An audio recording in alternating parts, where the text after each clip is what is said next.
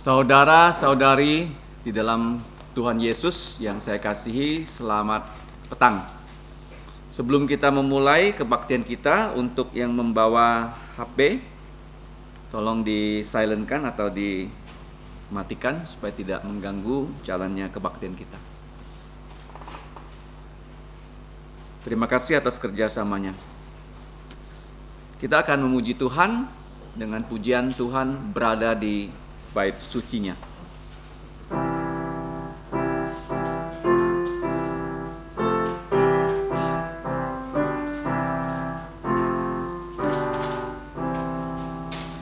Tuhan berada di bait sucinya, semua orang di hadapan Tuhan sujudlah, berdiam diri, sembah sujud. Amin. Dengarkanlah firman Tuhan sebagai landasan kebaktian kita. Engkau dekat, ya Tuhan, dan segala perintah-Mu adalah benar. Sejak dahulu aku tahu dari peringatan-peringatan-Mu bahwa Engkau telah menetapkannya untuk selama-lamanya. Amin. Mari kita berdiri. Pujian kita yang pertama dari nomor 90. 90, dengar malaikat menyanyi. 90.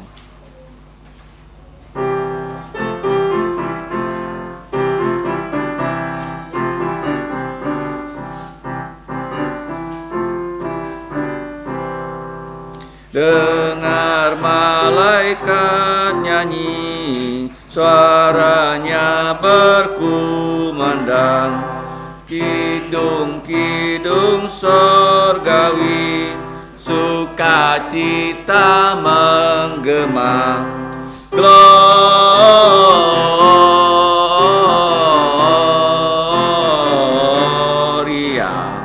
mulia untuk Allah.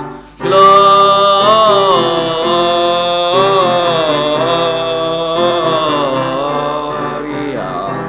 mulia untuk Allah.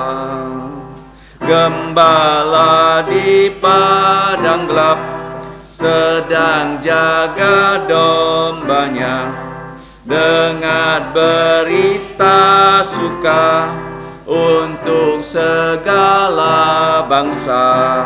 Gloria,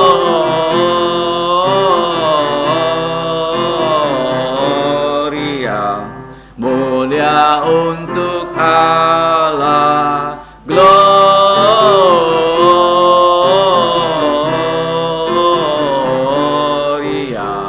mulia untuk Allah.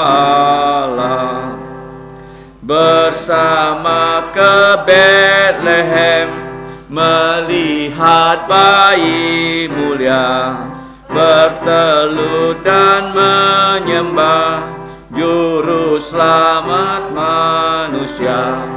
Gloria,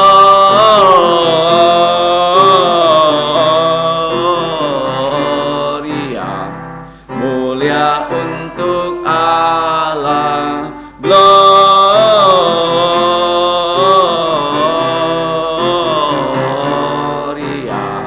mulia untuk Allah. Pujian ini adalah pujian Christmas Carol di negara Perancis, ya. Jadi bahasa aslinya bahasa Perancis yang sudah diterjemahkan dalam bahasa Indonesia. Mari kita berdoa. Allah Bapa kami yang adalah pencipta kami dan bahkan penyelamat kami di dalam Putra-Mu Tuhan Yesus, yang adalah kepala gereja yang dari sebelum dunia tercipta, Engkau sudah memilih kami sebagai gereja-Mu untuk Engkau selamatkan, sehingga kami dapat datang ke hadapan Engkau untuk menyembah Engkau. Khususnya di hari-Mu yang kudus, di hari memperingati kebangkitan Tuhan Yesus dari kematian, Engkau telah mengumpulkan kami di kebaktian matahari terbenam.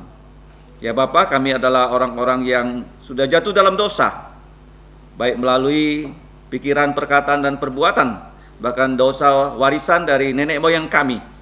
Kami mohon pengampunan atas semua dosa kami. Kami mohon darah Yesus yang menghapuskan segala pelanggaran kami. Ya Bapa, kami juga berdoa agar Roh-Mu yang kudus menaungi kebaktian kami, agar setiap acara dapat memuliakan dan meninggikan nama-Mu semata-mata. Kami serahkan kebaktian ini hanya di dalam nama Tuhan Yesus. Kami mau mengucapkan doa Bapa kami yang berbunyi, Bapa kami yang di surga, dikuduskanlah nama-Mu, datanglah kerajaan-Mu, jadilah kehendak-Mu di bumi seperti di sorga. Berikanlah kami pada hari ini makanan harian kami, dan ampunilah kami akan kesalahan kami, seperti kami juga mengampuni orang yang bersalah pada kami. Dan janganlah membawa kami ke dalam pencobaan, tetapi lepaskan kami dari yang jahat, karena Engkaulah yang punya kerajaan dan kuasa dan kemuliaan sampai selama-lamanya. Amin. Gloria Patria.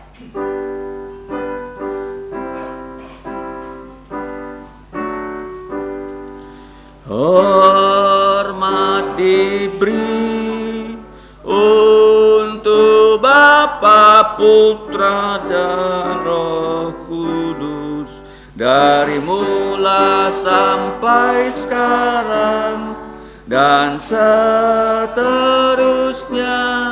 termulia. Amin. Amin. Saudara-saudari, silakan duduk.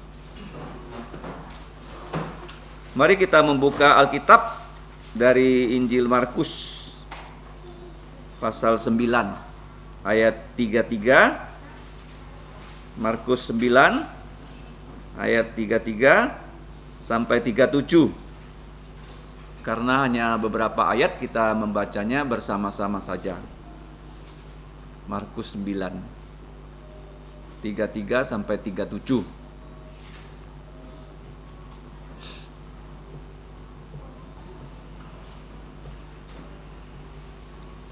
Mari kita membuka suara kalau sudah didapat. Markus 9, 33 sampai 37.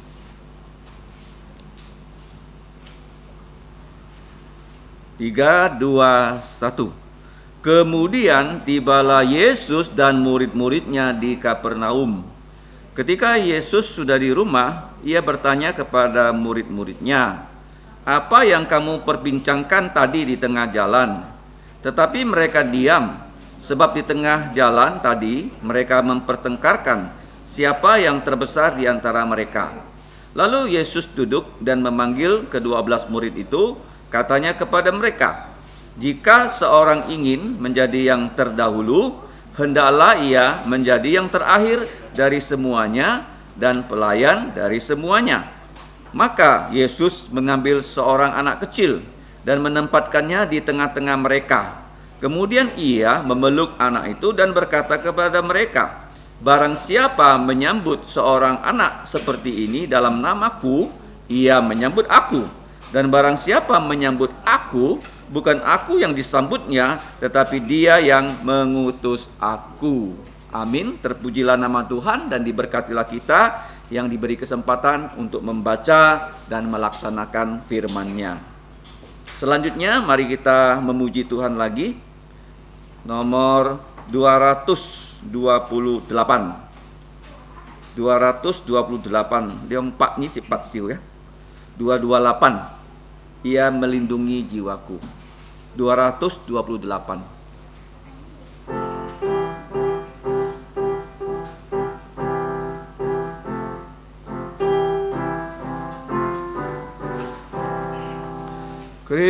Yesus Kristus Juru Selamat yang ajaib, dan Tuhan sungguh milikku. Ya genggamku dalam tangan yang teguh, dan bawa ke sungai teduh. Yang menggenggamku dalam tangan teguh, ku rasa aman dan tentram. Dengan kasih-Nya segarkan jiwaku, ya bimbingku sepanjang hidup, ya bimbingku sepanjang hidup. Yesus Kristus Juru Selamat yang ajaib, ya menanggung semua bebanku, ya menopang sehingga ku tak goyah, dan berikanku kekuatannya, ya menggenggamku dalam tangan teduh. Ku rasa aman dan tentram. Dengan kasih-Nya segarkan jiwaku, ya bimbingku sepanjang hidup, ya bimbingku sepanjang hidup. Anugerah-Nya diberikan setiap saat, Roh-Nya penuhi jantungku. Bila ku diangkatnya, ku puji Dia, mulia untuk penebusku, ya menggenggamku dalam tangan teduh. Ku rasa aman dan tentram. Dengan kasih-Nya segarkan jiwaku, ya bimbingku sepanjang hidup, ya bimbingku sepanjang hidup. Mari kita menghafal ayat hafalan di dalam kotak tengah. Ayat hafalan, kita akan menghafalnya sebanyak 3 kali. Karena ini ayat yang pendek, saya percaya kita semua bisa menghafalnya setelah kita menghafalnya 3 kali. 3, 2, 1. Matius pasal 16 ayat 16.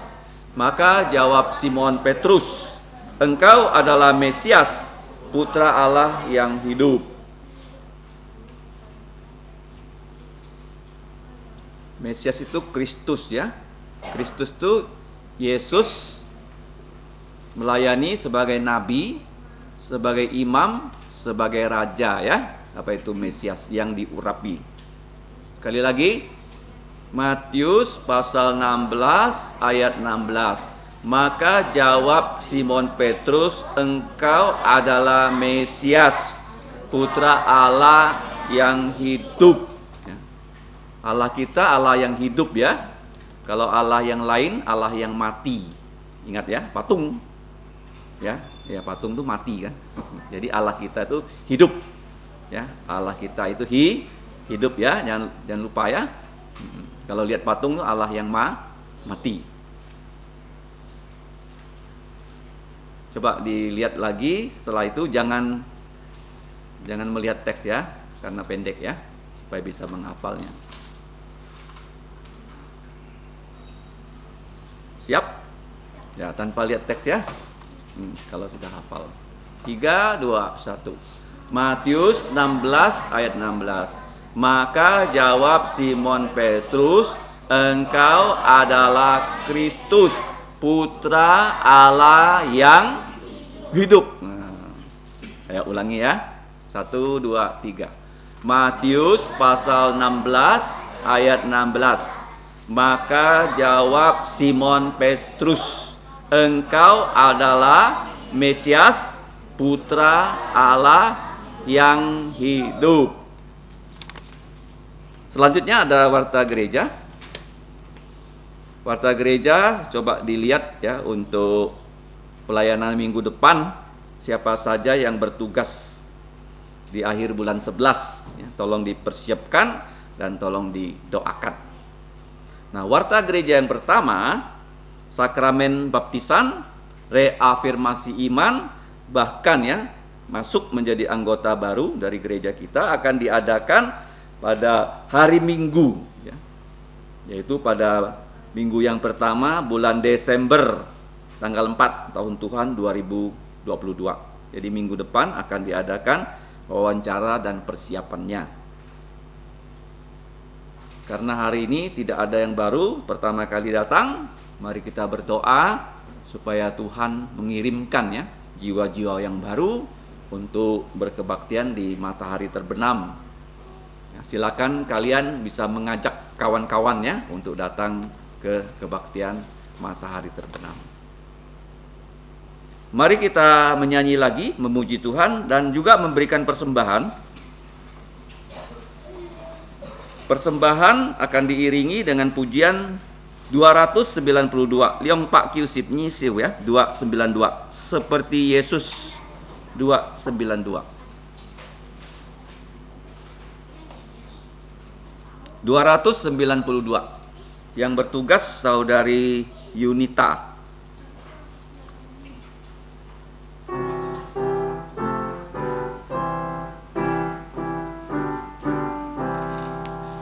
Seperti Yesus yang penuh rahmat, yang lemah lembut dan rendah jantung, ku mau tinggikan Tuhanku yang mulia.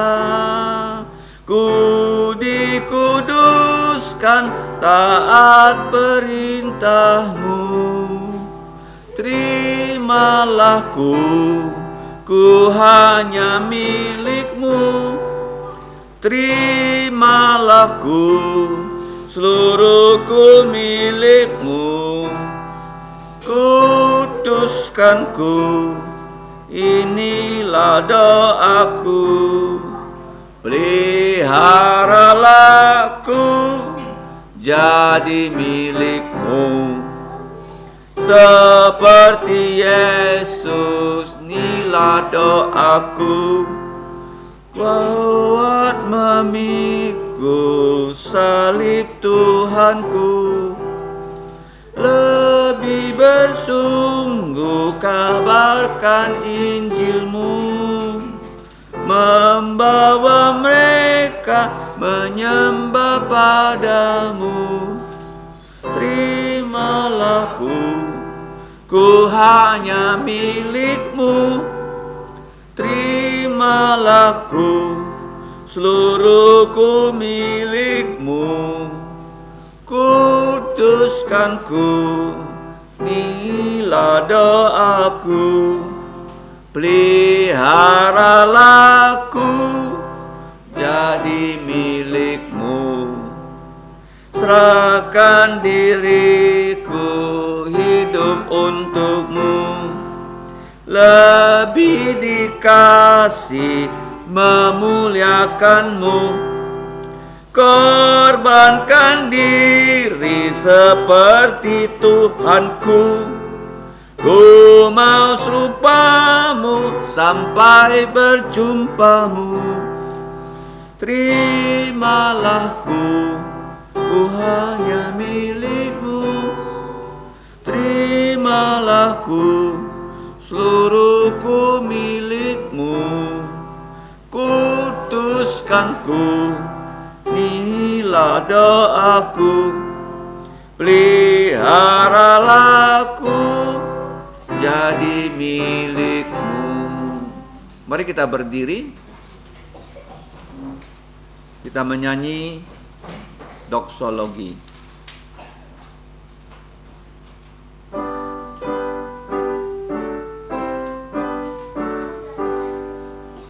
Puji Allah sumber berkat, puji Dia semua ciptaannya, puji Dia para malaikat, Bapa, Putra, dan Roh Kudus.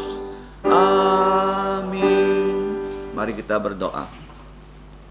Allah Bapa kami yang telah memberkati hidup kami dengan keselamatan abadi di dalam Tuhan Yesus. Engkau juga memberkati kami dengan berkat-berkat jasmani. Pada saat ini kami datang sesuai dengan perintah-Mu, membawa persembahan kami kepada Engkau. Kiranya Engkau berkenan menerimanya, dan Engkau juga berkenan menggunakan untuk pelayanan dan pengabaran Injil, memperluas kerajaan-Mu di seluruh muka bumi. Ya Bapa, kami percaya Engkau akan memberkati anak-anak-Mu yang telah membawa persembahan, baik pekerjaan mereka dan juga kehidupan orang tua mereka. Jika di antara orang tua mereka ada yang belum percaya Yesus, supaya anak-anak bisa menjadi saksi, orang tua mereka bisa percaya pada Tuhan Yesus. Ya Bapa, tolonglah kami hidup untuk memuliakan nama-Mu. Demikianlah doa kami Bapa, dalam nama Tuhan Yesus kami mengucap syukur dan berterima kasih. Amin. Silakan duduk. Anak-anak bisa ke sekolah minggu di lantai atas, lantai 4 ya. Selanjutnya kita akan mendengarkan firman Tuhan dengan judul Jadilah yang Terakhir, yang disampaikan oleh pengabar Injil Zakaria Suhartono. Kepada hambanya saya persilakan. Terima kasih. Saya mengucapkan selamat petang kepada saudara-saudari yang saya kasih di dalam nama Tuhan Yesus Kristus. Mari buka bersama saya kembali Injil Markus pasal yang ke-9. Kita akan baca ayat yang ke-35 sekali lagi. Injil Markus 9 ayat 35. Kita baca sama-sama, 1, 2, 3. Lalu Yesus duduk dan memanggil ke-12 muridnya itu, katanya kepada mereka, jika seorang ingin menjadi yang terdahulu, hendaklah ia menjadi yang terakhir dari semuanya, dan pelayan dari semuanya. Amin. Kita bersyukur atas pembacaan firman Tuhan. Mari kita meminta hikmat Tuhan di dalam doa, supaya kita bisa mengerti dan bertekad untuk melakukan firman Tuhan. Mari kita berdoa. Bapa kami yang ada di surga, Bapa yang kami kenal dan kami kasihi, di dalam nama Putra-Mu Tuhan kami Yesus Kristus. Bapa, sekali lagi kami datang kepadamu dengan rasa syukur, karena jika bukan karena hikmat dari Engkau, kekuatan dari Tuhan, bahkan berkat dari Engkau, kami tidak ada di tempat ini. Kami bersyukur Bapa untuk penyertaan-Mu sepanjang kebaktian dari awal sampai pertengahan ini. Dan tiba saatnya kami akan bersama-sama membuka firman-Mu dan membacanya, bahkan merenungkannya. Kami tahu kami adalah umat-Mu yang terbatas. Pikiran kami tidak bisa melampaui firman-Mu. Untuk itu kami mohon berkat pengertian dari Engkau, sehingga apa yang akan kami pelajari bukan hanya semata-mata informasi untuk kami bisa merenungkannya dan bisa melakukan firman ini siang dan malam. Kami juga memohon pertolongan dari Engkau untuk hamba-Mu, sehingga Engkau memakainya dengan segala keterbatasan yang dimilikinya, sehingga bisa menjadi berkat untuk kami semua. Kami berdoa dan bersyukur dan mohon ampun atas dosa pelanggaran kami, hanya di dalam nama Tuhan Yesus Kristus. Amin. Beberapa hari ini saya bertanya kepada beberapa orang. Pertanyaan saya sederhana. Apa pencapaian terbesar yang ada di hidup saudara-saudari? Dan jawabannya beragam.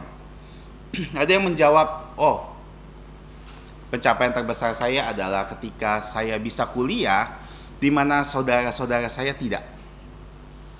Ada juga mengatakan pencapaian terbesar saya karena saya sudah menikah. Pencapaian terbesar saya karena saya sudah bekerja di tempat ini. Nah, yang jadi pertanyaan, apa pencapaian terbesar yang saudara-saudara miliki di dalam hidup sampai saat ini? Suatu yang saudara-saudara inginkan dan sudah tercapai. Atau apa yang sedang kita inginkan dan ingin kita capai. Kita bersyukur kalau kita bisa mencapai satu hal yang kita harapkan. Tapi Kadang-kadang segala sesuatu yang kita ingin capai akan menjadikan kita mempunyai sebuah ambisi. Nah, tidak ada yang salah jika kita mempunyai ambisi. Kita punya ambisi untuk jadi yang lebih baik. Kita punya ambisi untuk mempunyai ini dan itu. Kita mempunyai ambisi untuk punya kedudukan ini atau punya gaji segini. Tidak ada yang salah.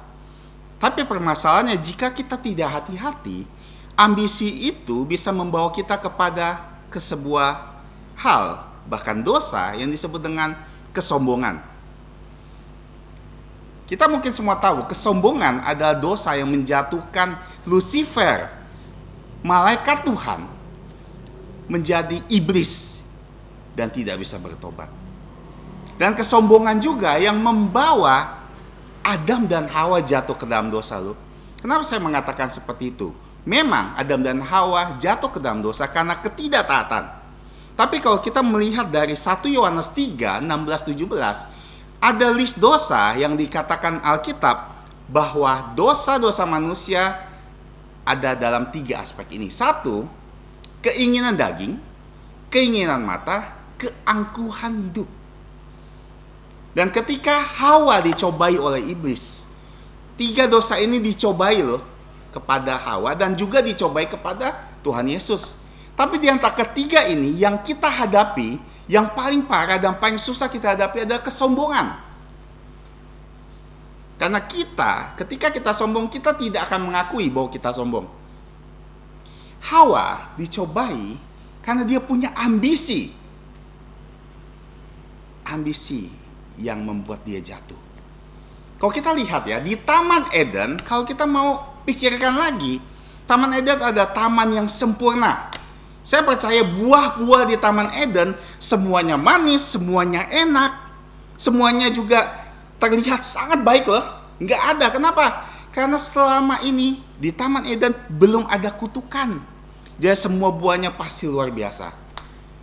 Jadi jika Hawa melihat buah, semua buah enak loh, semua buah bagus dilihatnya.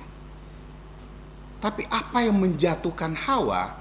Ketika iblis katakan, ketika kamu makan buah ini, kamu akan menjadi seperti Allah. Dan inilah mulainya Hawa jatuh. Kesombongan juga ada 1 dari 2 dosa besar dari Daud. Daud dikatakan dia ada man after God's own heart. Dia adalah laki-laki yang dimana hati Allah berkenan kepadanya. Tapi dia jatuh ke dalam 2 dosa yang besar yang terjadi di Alkitab. 1, karena dia malas, dia berzina dan membunuh. 2, karena dia sombong, menghitung jumlah orang Israel. Dan itu juga menjatuhkannya. Jadi ketika kita punya ambisi, sebenarnya itu adalah jalan menuju kesombongan. Jadi kita harus berhati-hati. Nah, di sini, di ayat-ayat ini kita belajar bahwa ketika tiba Tuhan Yesus dan murid-muridnya di Kapernaum, Yesus sudah di rumah, ia bertanya kepada murid-muridnya, "Apa yang kamu perbincangkan tadi di tengah jalan?" Tetapi mereka diam, sebab di tengah jalan tadi mereka mempertengkarkan siapa yang terbesar di antara mereka. Di ayat lain dikatakan di kerajaan sorga. Bukankah murid-murid ini kalau kita pikir secara logika kurang ajar ya? Mereka ini seperti orang anak-anak kurang ajar, di mana orang tuanya bilang sama mereka, "Saya sudah mau mati." Dan anak-anaknya mempertengkarkan warisan siapa yang paling besar. Seperti ini loh. Tuhan Yesus katakan, "Saya sudah mau disalib." Tapi mereka malah bertengkar siapa yang paling besar di antara kerajaan surga. Nah, di sini dikatakan, lalu Yesus duduk dan memanggil ke-12 murid itu. Nah, di zaman dulu ya, kita tahu murid berdiri, guru duduk. Dan ketika guru duduk, artinya guru ini, Tuhan Yesus, siap-siap untuk mengajar suatu pengajaran. Dan ini berhubungan dengan ambisi mereka dalam pelayanan konteks ini, dan juga akan mengajarkan kita bagaimana kita secara pribadi akan dituntut untuk melakukannya. Dan sebenarnya tema jadian terakhir ini hanya sepotong dari tema saya. Jadilah terakhir dan jadilah pelayan dari semua. Dan ini membicarakan tentang kerendah hatian kita dalam melayani. Bahkan di dalam hidup kita. Kenapa? Karena kita pada dasarnya adalah orang-orang yang sombong. Perlu pengakuan khusus. Karena kita berjuang dengan dosa ini setiap hari, lepas setiap hari. Saya juga begitu, saudara-saudara mungkin juga akan melakukannya. Nah, kita akan belajar bersama-sama dua hal saja. Satu, tentang bagaimana Tuhan Yesus akan memberikan prinsip tentang melayani dengan rendah hati. Kedua, Tuhan Yesus akan tunjukkan prakteknya melayani dengan rendah hati. Kita akan lihat prinsipnya, dan prinsipnya Tuhan Yesus secara jelas dan kita bisa pelajari bersama langsung. Dikatakan, jika seorang ingin menjadi yang terdahulu, mungkin terjemahan yang lebih baik, menjadi yang pertama, bukan yang terdahulu. Karena dahulu belum tentu yang pertama. Hendaklah ia menjadi yang terakhir dari semuanya dan menjadi pelayan dari semuanya. Jadi ada dua hal dalam prinsip kerendahan hatian ini, melayani dengan rendah hati, adalah jika kamu mau jadi yang pertama, satu, jadilah yang terakhir. Kedua, jadilah pelayan dari semuanya. Setiap kita pasti mau jadi yang pertama ya. Kalau kita lihat lomba lari, semua orang mengejar juara satu. Tidak ada orang yang lomba lari ingin mengejar juara 2, juara 3, apalagi yang terakhir. Bahkan di dalam hidup kita mau jadi yang terbaik. Yang paling, dan yang paling. Dalam segala aspek kita. Pelajar, kita mau jadi pelajar yang punya ranking nomor 1. Kita mau jadi guru terbaik, kita mau jadi karyawan terbaik, salesman yang paling banyak menjual produk. Ibu rumah tangga yang paling baik di antara semua komplek, ibu-ibu komplek terbaik. Kita ingin selalu jadi yang pertama. Kenapa? Karena pertama selalu menjadi pusat perhatian.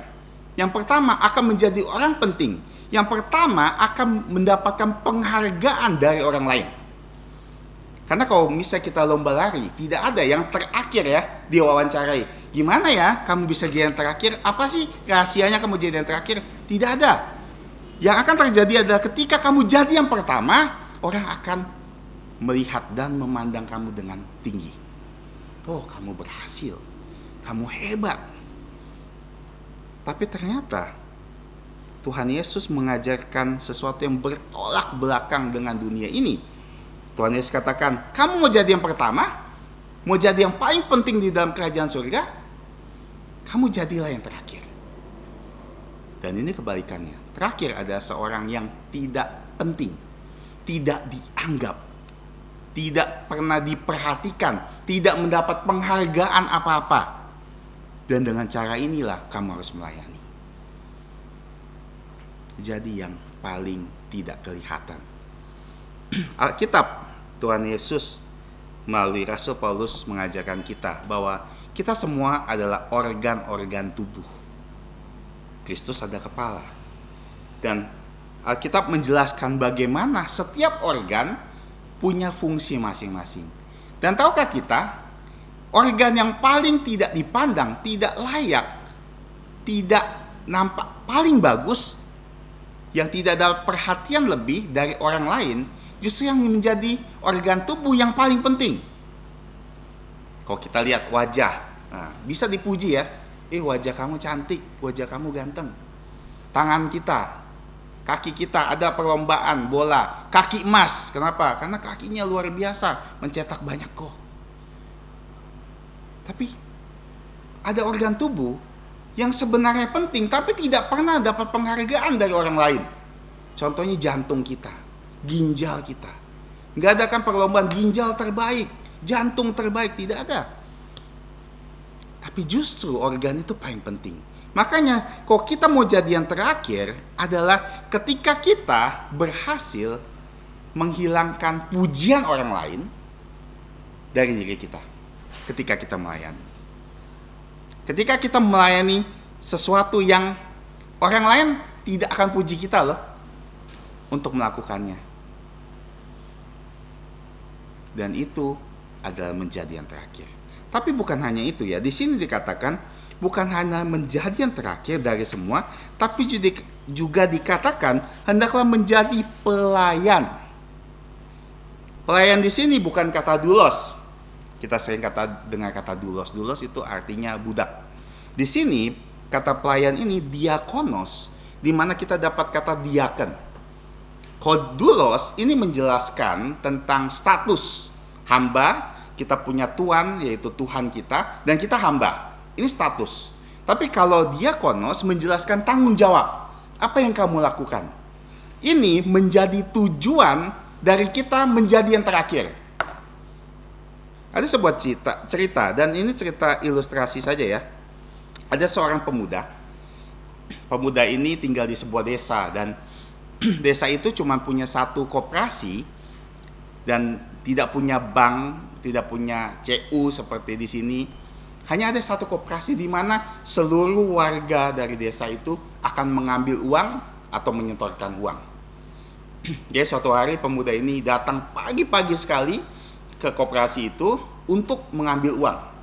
Karena dia pikir sesuai dengan yang biasa-biasa, koperasi ini hanya menyediakan uang seberapa banyak. Jadi tidak bisa semua orang dapat. Jadi siapapun yang pertama datang akan mendapatkan kemungkinan lebih banyak. Jadi dia datang pagi-pagi sekali, bahkan koperasi belum buka, satpamnya buka, nah dia datang, masuk, dia langsung berbaris. Bahkan yang menjaganya di loket belum ada datang, dia datang berdiri baris. Karena nggak ada sistem antrian, siapa yang baris di depan, dia yang jadi pertama. Suatu hari, singkat cerita, akhirnya ada loket itu sudah mulai buka. Tiba-tiba ada seorang ibu-ibu datang. Dia katakan, Nak, saya buru-buru. Saya mau ke rumah sakit. Bisa gak saya jadi yang pertama? Pemuda dia bilang, oh boleh Bu, silakan. Terus ada lagi bapak-bapak separuh baya juga datang. Nak, saya pengen ke kota nih. Bisnya sudah mau berangkat. Saya tidak punya uang. Boleh gak saya yang pertama? Setelah ibu itu, boleh, silakan kata pemuda itu. Dan ada beberapa orang lain juga melakukan yang sama. Saya ada ini, saya ada itu. Akhirnya pemuda yang tadinya paling depan jadi paling akhir. Dan pas dia tiba giliran dia, ternyata apa? Habis uangnya. Tapi dia tidak terasa kecewa. Dia hanya tersenyum. Lalu begitu tidak lama, security datang dekat dia. Kenapa kamu tadinya kan harusnya pertama? Kenapa kamu jadi yang terakhir? Kata dia. Terus dia bilang, saya kasih tau rahasia Pak. Ada kamera Pak, buat konten katanya. Supaya kelihatan rendah hati, supaya kelihatan bagus di mata orang. Dan ini yang terjadi banyak di gereja. Ini sebuah ilustrasi yang sebenarnya banyak dilakukan di gereja loh. Dia menjadi yang terakhir. Kenapa? Karena ingin justru dapat penghargaan. Supaya orang, wih hebat ya, kamu bisa mengalah untuk orang lain. Kau bisa melayani orang-orang seperti ini ya. Kamu hebat. Justru itu menjadi penghargaan buat dia. Jadi, tapi di sini Alkitab jelas katakan, kalau kamu mau jadi yang terakhir, tapi kamu harus tahu tujuan kamu menjadi yang terakhir, yaitu untuk melayani. Bukan justru menjadi sombong. Karena dengan kerendahan hati kita, justru kadang-kadang kita menjadi sombong sekali. Kenapa? Karena saya sudah sangat rendah hati. Tuhan Yesus ajarkan bukan seperti itu. Kamu jadi yang terakhir, tapi juga punya tujuan, yaitu untuk melayani orang. Karena melayani adalah tanggung jawab, kamu harus lakukan. Nah, ini hanya prinsipnya. Tapi ketika Tuhan Yesus di sini dikatakan, maka Yesus mengambil seorang anak kecil dan menempatkannya di tengah-tengah mereka. Kemudian ia memeluk anak itu dan berkata kepada mereka, barang siapa menyambut seorang anak seperti ini dalam namaku, ia menyambut aku, dan barang siapa menyambut aku, bukan aku yang disambutnya, tapi dia yang mengutus aku. Nah, itu tadi kita belajarin prinsipnya, tapi akan lebih jelas ketika Tuhan Yesus memberikan ilustrasi dalam bentuk praktek. Yaitu ketika Tuhan Yesus membawa anak kecil di tengah mereka. Kenapa? Kita harus tahu ya, anak kecil di zaman itu, kebudayaan itu, anak kecil itu tidak dipandang oleh masyarakat. Karena mereka belum cukup umur untuk mengeluarkan pendapat apapun. Mereka itu tidak penting di masyarakat. Bahkan itu punya derajat yang cukup hina. Bukan berarti diabaikan, tapi tidak pernah didengar. Kalau anak kecil ngomong apapun, tidak akan didengar. Itu adalah culture atau budaya saat itu. Justru Tuhan Yesus katakan, saya ingin mempraktekkannya. Bagaimana kamu melayani dengan rendah hati, yaitu dengan membawa anak kecil. Orang yang paling hina saat itu di masyarakat untuk kamu layani.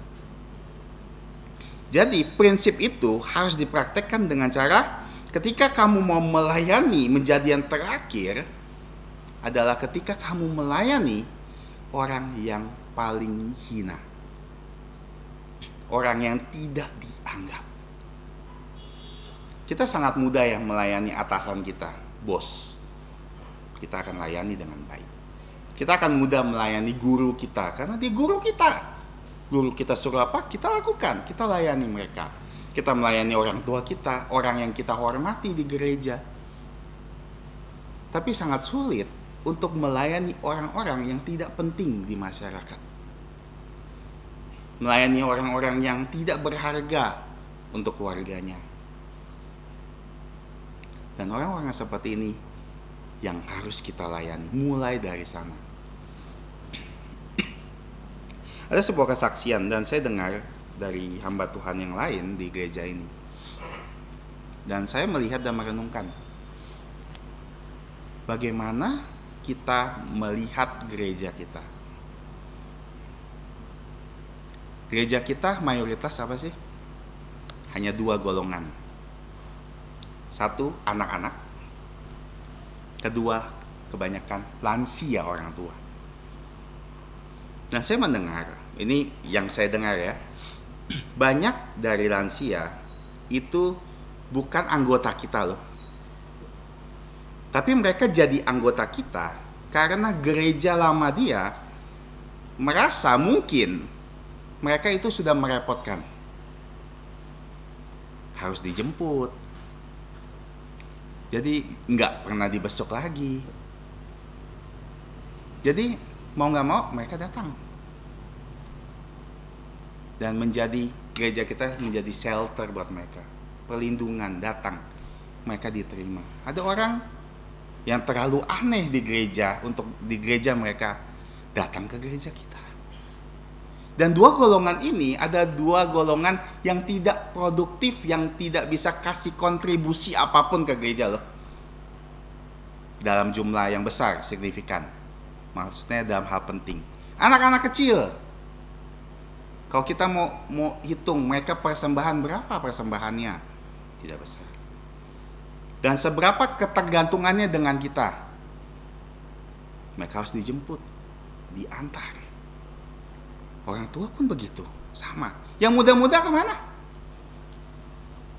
Yang muda-muda begitu lulus kuliah atau lulus sekolah, pergi keluar kota, keluar negeri, kecuali yang punya usaha di sini, kecuali yang punya kerjaan di sini, menetap di sini. Lalu bagaimana dengan mereka? Siapa yang memperhatikan mereka?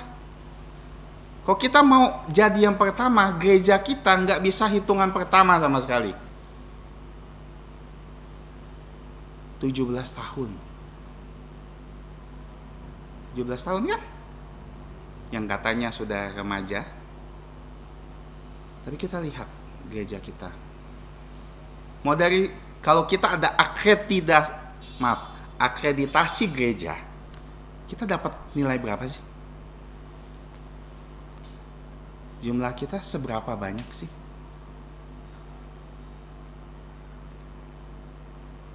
Dan ketika kita belajar ini, banyak orang yang mungkin tidak penting di masyarakat. Bukan tidak penting, mungkin tidak terlalu. Kalau mereka datang di gereja lain, nggak datang di gereja lain pun nggak apa-apa. Tapi kita, satu jiwa, satu orang nggak datang, terasa loh. 1-2 orang nggak datang, terasa sekali loh. Oh, semakin sepi, nggak ada orang. Tapi di sini katakan, ketika kamu mulai melayani, kamu sambutlah yang paling kecil. Artinya, yang mungkin orang anggap tidak penting di dalam hidup mereka. Mungkin yang orang anggap tidak menghasilkan, tidak produktif lagi. Banyak gereja besar, kenapa mereka besar? Karena di dalamnya anak-anak remaja, anak-anak pemuda, bisnismen, semua ditarik sama mereka. Kenapa? Karena gerejanya luar biasa. Mereka pakai cara dunia. Supaya apa? Supaya yang penting mereka datang dan gereja kita bisa besar. Tapi bagaimana yang kecil-kecil? Sedikit untuk dijangkau. Bagaimana yang tua-tua? Oh, kasih 1 komisi aja. Komisi untuk lansia, mereka yang urus. Gereja enggak, cuma dengar laporan. Anak-anak kasih komisi sekolah minggu, biar mereka yang urus. Gereja nanti tunggu laporannya aja. Tapi di sini, di gereja kita bersyukur kita dikasih tanggung jawab loh. Dari gembala, semua hamba-hamba Tuhan ikut terlibat bahkan dari hal-hal yang kecil. Dan ini justru menghibur saya loh. Firman ini secara khusus menghibur saya.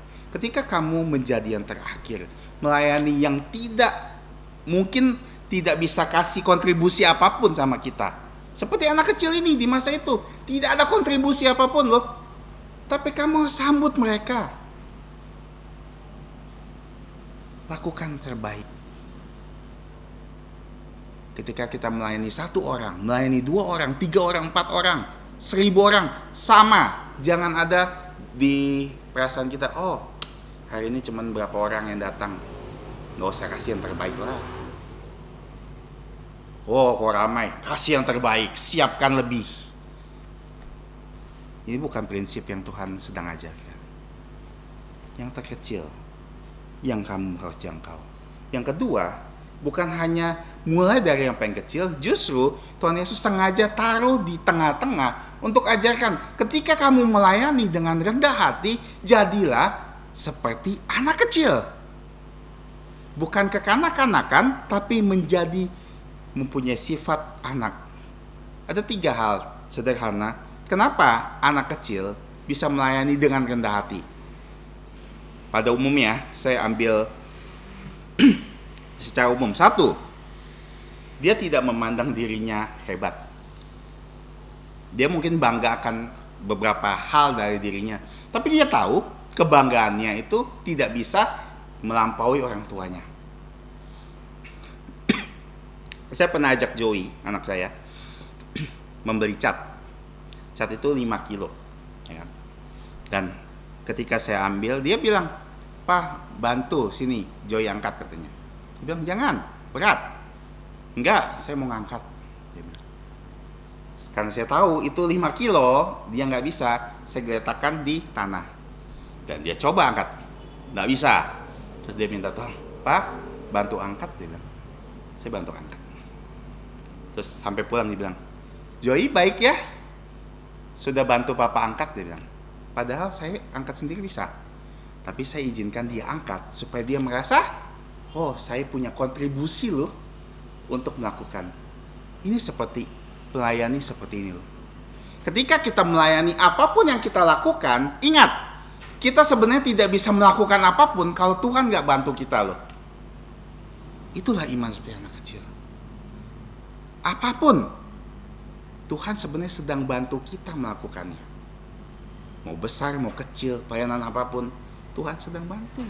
Tapi kita terlalu sombong bilang, oh Tuhan, lihat kan, saya bisa lakukan ini, saya bisa lakukan itu, jumlah bertambah, semua orang bertobat, itu saya.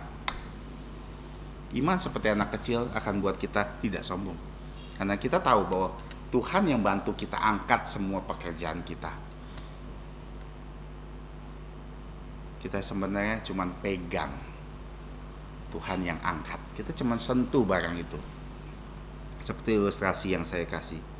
Kedua, anak kecil hidup di masa ini. Dia tidak memikirkan terlalu ke masa depan. Dia tidak memikirkan, oh kalau saya bantu papa hari ini, 20 tahun lagi, pasti ada lakukan ini. Bisa dapat ini. Enggak. Ya sudah. Dia pikir akan dapat rewardnya hari ini. Itu anak kecil. Jadi setiap kita melayani, ingat, kita dikasih kesempatan melayani hari ini, nggak perlu pikirin yang terlalu muluk-muluk ke depannya. Oh, saya layani ini supaya nanti ke depannya seperti ini. Boleh kita berplanning, boleh. Tapi ketika kita punya iman seperti anak kecil adalah kita layani untuk hari ini, seakan-akan kita hanya punya kesempatan hari ini melayani. Apapun itu. Dan yang ketiga, kita melayani dan kita taat karena iman, bukan karena yang lain. Anak kecil melihat kehendak atau keinginan orang tuanya sebagai perintah. Betul gak? Walaupun orang tuanya tidak memerintahkan, tapi di mata anak kecil, keinginan orang tua itu perintah. Misalnya saya bilang, haus nih Joy, dia langsung ambil minum. Padahal saya tidak perintahkan loh, tapi dia tahu bahwa ini keinginan saya untuk minum. Dia akan lakukan. Dengan apa? Karena itu perintah buat dia. Sama. Apapun yang Tuhan inginkan di dalam firman Tuhan, kita harus anggap itu sebuah perintah. Walaupun bukan kalimat perintah, tapi itu perintah. Dengan itu melayani seperti anak kecil. Dan yang terakhir, yang prinsip yang penting, barang siapa menyambut aku seperti ini di dalam namaku. Segala sesuatu yang kita lakukan menjadi yang terakhir untuk melayani seperti anak kecil, melayani yang terkecil, kita harus lakukan di dalam nama Yesus. Itu sederhananya. Demi Yesus, karena Yesus, untuk Yesus. Jadi nggak ada reward apa-apa. Seorang pendeta datang, seorang pendeta besar kan, dia datang ke sebuah gereja kecil. Sebelum pendeta ini datang, naik, liturgosnya menyampaikan, pendeta ini begini, dia telah melakukan ini, telah melakukan itu, dia berkhotbah ini, dia pengajar di sini, dan membesar-besarkan, memuji-muji pendeta ini. Begitu pendeta itu naik, sambil bercanda tentunya, dia bilang, orang barusan telah membuat saya tidak punya upah di surga. Kenapa? Karena dia bilang, ketika kita lakukan sesuatu dengan tersembunyi, upah kita di surga. Makanya orang Farisi dalam Matius dikatakan, mereka berpuasa, kelihatan orang. Mereka berdoa, sengaja supaya dilihat orang. Mereka bersedekah, supaya orang lain lihat. Dan Tuhan Yesus berkata kepada ketiga pribadi ini, mereka sudah dapat upahnya. Upahnya apa? Pujian manusia. Tapi mereka tidak dapat upah dari Allah. Makanya kalau kita melakukan sesuatu untuk Tuhan, kalau kita tujuannya untuk dipuji orang lain, sederhananya kita udah dapat upah kita. Itulah pujian dari manusia. Manusia puji kamu, ih bagus ya, pintar ya, kamu bisa lakukan ini dan itu ya. Sudah, upah kamu sudah. Di surga saya tidak tahu. kita mau melayani dari yang terkecil. Jangan pernah anggap enteng pelayanan-pelayanan kecil seperti kolektor, penyambut tamu, bahkan menyusun kursi. Tidak ada yang lihat, tidak ada yang perhatikan, tidak akan ada yang muji. Datang-datang, bagus ya, kursinya ditata rapi, nggak ada. Kolektornya tadi jalannya bagus, nggak ada. Nggak akan ada yang puji kita karena kita melakukan pelayanan-pelayanan kecil. Justru yang berbahaya ketika kita melayani di depan seperti ini. Liturgos, menyampaikan firman, bermain musik yang orang lain lihat. Karena kita tidak bisa menghentikan orang dari pujian. Tapi masalahnya kadang-kadang kita yang membuat diri kita mau terus dipuji.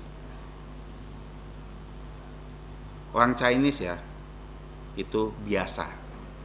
Kalau dipuji, selalu bilang apa? Enggak kok, gitu kan? Kamu bagus ya tadi. Enggak kok. Supaya apa? Supaya ditambah dipuji. Enggak kok. Beneran bagus. Enggak. Bagus. Enggak. Kan udah 3 kali jadinya bagusnya. Dipuji. Kalau kita dipuji karena pelayanan kita, 1, kita cukup bilang puji Tuhan. Udah, puji Tuhan. Dia akan berhenti bilang bagus kan? Dia bisa dibilang, kamu tadi begini ya, puji Tuhan. Sudah, selesai. Kalau kita keinginan ingin dipuji, nah makin lama kita akan terus dipuji. Hari ini kita belajar secara sederhana. Murid-muridnya bertanya dan memperdapatkan siapa yang paling besar di kerajaan surga. Tuhan Yesus tidak marahin kan? Di sini tidak ada Tuhan Yesus memarahi mereka. Tapi Tuhan Yesus kasih tahu prinsip, boleh kalau kamu mau jadi yang pertama, 1 prinsipnya, kamu harus menjadi yang terakhir. Semakin pelayanan kamu tidak terlihat, orang lain tidak tahu, tidak ada yang puji, tidak ada yang menghargai kamu, dilupakan orang, nah itu yang terbaik buat Tuhan. Dan tugasnya apa? Melayani. Tujuannya apa? Pelayanan. Dan bagaimana prakteknya? Pertama, layanilah semua yang paling hina dulu. Anak-anak kecil, orang-orang tua, yang miskin, yang terlantar, yang terluka, yang orang lain tidak peduli dengan mereka. Bahkan orang-orang gila, layani. Mulai dari yang terkecil dan seperti anak kecil. Anak kecil seperti yang saya bilang, kita melayani bukan karena kita bisa, tapi karena Tuhan mampukan. Kita melayani untuk hari ini, dan kita melayani karena kita ingin menyenangkan hati Bapa kita. Dan terakhir, pelayanan kita lakukan demi nama Yesus, bukan yang lain. Bukan demi nama gereja, bahkan demi nama Yesus. Penghargaan, penghormatan hanya akan ada dari Tuhan. Promosi dari Tuhan. Sampai kapan Tuhan akan pakai gereja kita tidak tahu. Tapi bagian kita adalah layani dengan setia, layani dengan yang terbaik. Mari kita berdoa. Bapa kami yang surga, kami bersyukur sekali lagi untuk firman yang boleh kami pelajari dan renungkan pada hari ini. Kami memohon Kau yang menolong kami sehingga kami bisa taat kepada firman-Mu, sehingga kami bisa semakin mengerti dan bertekad untuk melakukan firman-Mu di dalam hidup kami sehari-hari. Kami tahu Bapa, kami terbatas dan kami penuh dosa, khususnya dosa kesombongan yang ada di dalam diri kami yang sulit kami kalahkan. Tapi kami tahu dengan pertolongan Engkau kami bisa melakukannya. Dengan firman-Mu kami dimampukan untuk mempraktekannya. Tolong kami Bapa menjadi saksi-Mu yang baik, pelayan-Mu yang baik dimanapun kami berada. Baik kami sebagai pelajar, kami sebagai ibu rumah tangga, sebagai karyawan, sebagai hamba Tuhan, bahkan sebagai anak-anak-Mu dimanapun berada. Tolong kami sehingga kami bisa menyerupai Tuhan kami Yesus Kristus di dalam laku kami, sehingga kami bisa membawa lebih banyak orang untuk datang kepadamu melalui percaya Tuhan Yesus Kristus. Kami berdoa dan bersyukur dan mohon ampun atas dosa pelanggaran kami hanya di dalam nama Tuhan Yesus Kristus. Amin.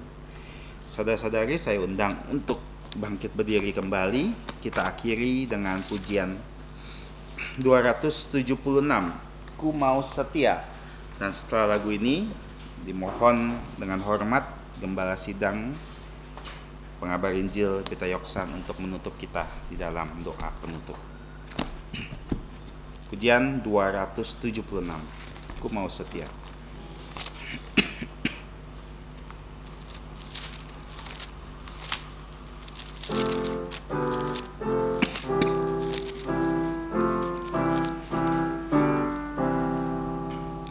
Ku mau setia karena ku dipercaya, ku mau suci karena ku dikasih, ku mau teguh untuk tanggung segala derita, dengan pasti menangkan seteru, dengan pasti menangkan seteru. Ku mau cinta pada mereka yang susah, ku mau memberi dengan rela jantung, ku mau rendah karena ku tak sempurna, ku mau ikut teladan Tuhanku, ku mau ikut teladan Tuhanku. Ku mau kasih karena Ia kasihiku, ku serahkan harta dan milikku, ku bersyukur Ia mati menggantiku, ku mau puji rahmat-Nya ku beri, ku mau puji rahmat-Nya ku diberi. Mari kita bersatu dalam doa. Allah Bapa kami yang bertahta kekal dalam kerajaan sorga, sekali lagi kami datang di penghujung kebaktian ini mengucap terima kasih karena kebaikan-Mu, Engkau telah memimpin kebaktian kami. Ya Bapa, sebentar lagi kami mau pulang ke rumah kami masing-masing. Kami mau mempersembahkan hidup kami lagi untuk Engkau, sehingga dalam kehidupan kami sehari-hari kami dapat bersaksi untuk Tuhan Yesus seperti Tuhan Yesus yang lemah lembut dan rendah jantung. Ya Bapa, kiranya melalui kesaksian kami Tuhan Yesus dapat dikenal dan dipercayai oleh banyak orang. Di antara kami ada yang masih sekolah dan juga mereka yang bekerja. Jagalah mereka semua, bahkan kami yang melayani Engkau. Kami juga berdoa untuk anak-anak-Mu yang mengalami pergumulan kehidupan, yaitu mereka yang sakit, mereka yang berkekurangan, dan problem-problem yang lain. Kami tahu kalau kami datang kepada Engkau dalam nama Yesus, Engkau akan menolong kami menyelesaikan segala sesuatu hanya untuk kemuliaan nama-Mu. Ya Bapa, kami serahkan hidup kami agar kami setia menanti kedatangan Tuhan Yesus kedua kali sebagai Raja segala Raja, Tuhan dari segala Tuhan. Karena Engkaulah ya Bapa yang punya kerajaan dan kuasa dan kemuliaan sampai selama-lamanya. Di dalam nama Tuhan Yesus kami berdoa dan mengucap syukur. Amin. Amin. Amin. Amin. Amin. Silakan duduk, doa teduh. Tuhanmu memberkatimu dan melindungimu.